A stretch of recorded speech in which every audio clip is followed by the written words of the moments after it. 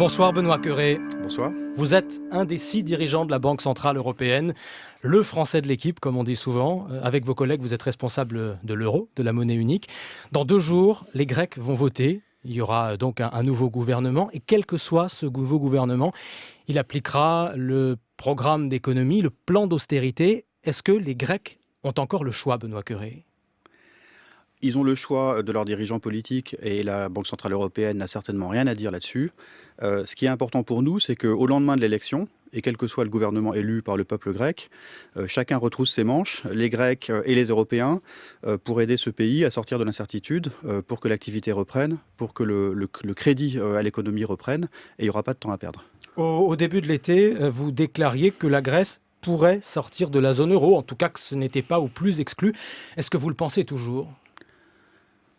Il y avait débat la Banque Centrale Européenne a été claire sur le fait que tout ce que nous avons fait pour aider la Grèce, et je rappelle par exemple que les crédits de l'eurosystème à l'économie grecque sont passés de 40 milliards d'euros en décembre avant les élections à 130 milliards d'euros en juillet.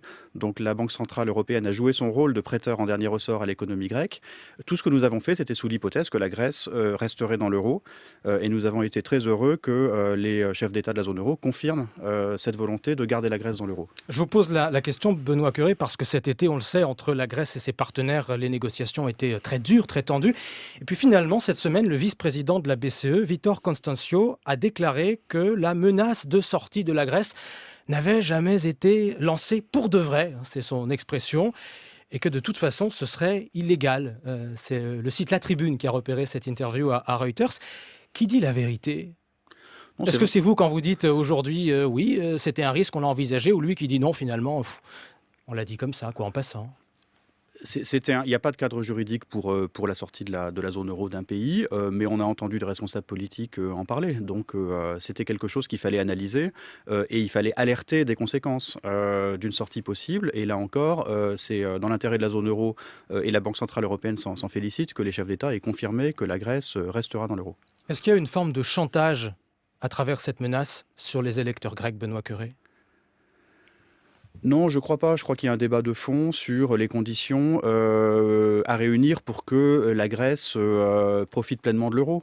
Et il est clair, d'ailleurs je crois que les Grecs eux-mêmes le reconnaissent, qu'il faut des réformes profondes dans l'économie grecque pour que cette économie s'insère bien dans la zone euro. Donc c'est un débat de fond.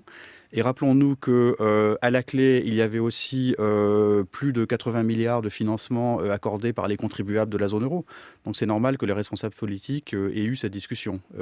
Quelles sont les conditions pour que ça vaille la peine ? C'était une discussion normale à avoir. Mais aujourd'hui, la sortie de la zone euro ? Pour moi, il est clair qu'elle est complètement exclue. Il y a eu un engagement clair du Conseil européen. Il y a un plan d'ajustement qui a été voté par une très grande majorité du Parlement grec. Et il y a un effort de solidarité de l'ensemble du reste de l'Europe. Malgré la protestation des électeurs grecs, la volte-face de M. Tsipras. Le Parlement grec a voté le plan. Donc les conditions sont réunies pour qu'au lendemain des élections, l'économie grecque reparte. Depuis ce matin, Benoît Cœuré, c'est un autre sujet majeur.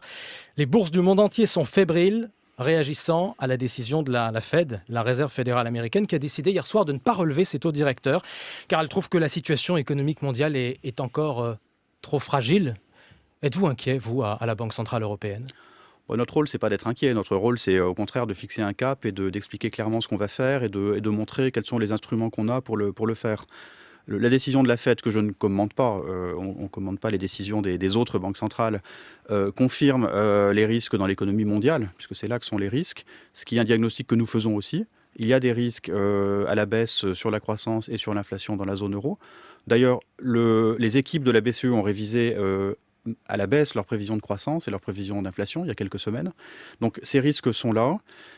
Mais quelles que soient les décisions futures de la Fed, une chose est claire pour nous, la croissance et donc aussi les politiques monétaires des deux côtés de l'Atlantique vont rester durablement divergentes. Donc les décisions de la Fed n'ont pas d'impact direct sur ce que nous faisons nous, parce que la politique de la BCE, ça consiste précisément à protéger la zone euro de toute cette incertitude extérieure, de toute cette volatilité. C'est vraiment notre objectif. Est-ce que vous diriez eux c'est eux, nous c'est nous ? Nous, c'est nous, eux, c'est eux. C'est comme ça que fonctionne le système monétaire international. C'est un bon résumé. Est-ce que le ralentissement de la Chine, dont on parle beaucoup en ce moment, va nous poser un problème à nous, Européens? Il contribue certainement à cette révision, à la baisse des prévisions de croissance que j'ai évoquées, pour l'instant de manière limitée. On a confiance dans d'une part la volonté, d'autre part les ressources des autorités chinoises pour traiter le problème. Mais c'est vrai qu'il y a un ralentissement et ça mérite d'être suivi avec attention, oui. Est-ce que vous êtes plus préoccupé aujourd'hui que vous ne l'étiez il y a 6 mois ou il y a 1 an? Non, on n'est pas préoccupé parce que, comme on l'a dit également, si quelque chose arrivait, on aurait les instruments pour réagir.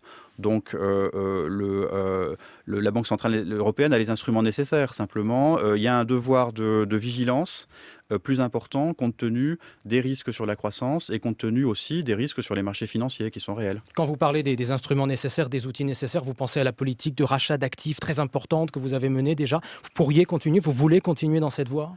On peut continuer si c'est nécessaire. C'est pour l'instant pas notre diagnostic parce que beaucoup des problèmes que nous voyons sont temporaires. Donc on ne va pas changer notre politique pour réagir à des évolutions de marché pendant l'été, sur des marchés peu liquides, à des moments où les intervenants de marché ne sont pas là. Ça nécessite plus d'analyse.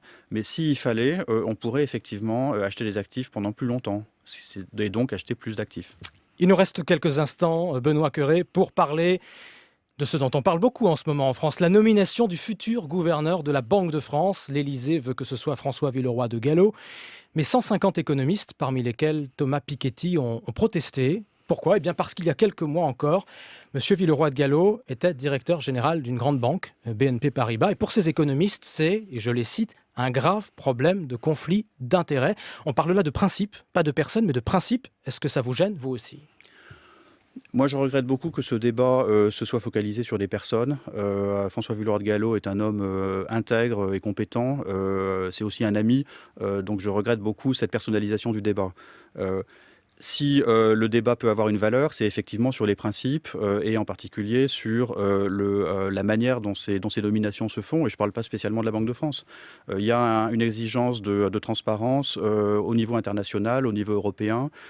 Et il y a des marges de manœuvre pour la France dans ce domaine-là. S'agissant de la Banque de France, le président de la République a fait son choix. Vous avez noté que ces économistes auraient préféré que ce soit vous, Benoît Cœuré. Ils louent, je les cite encore, votre expertise et votre indépendance. Êtes-vous candidat? Non, c'est très gentil de leur part, mais il y avait beaucoup d'autres candidats possibles. Et là encore, le président de la République a pris sa décision. Donc pour vous, cette affaire est réglée? Il y a une procédure, elle se transporte maintenant au Parlement. Donc maintenant, le lieu de cette discussion, c'est le Parlement. Ah, vous ne dites pas tout à fait non. C'est au Parlement de discuter de la proposition du président de la République, pas à moi. Benoît Cœuré, membre du directoire de la Banque centrale européenne, invité de l'interview Écho. Merci à vous. Merci.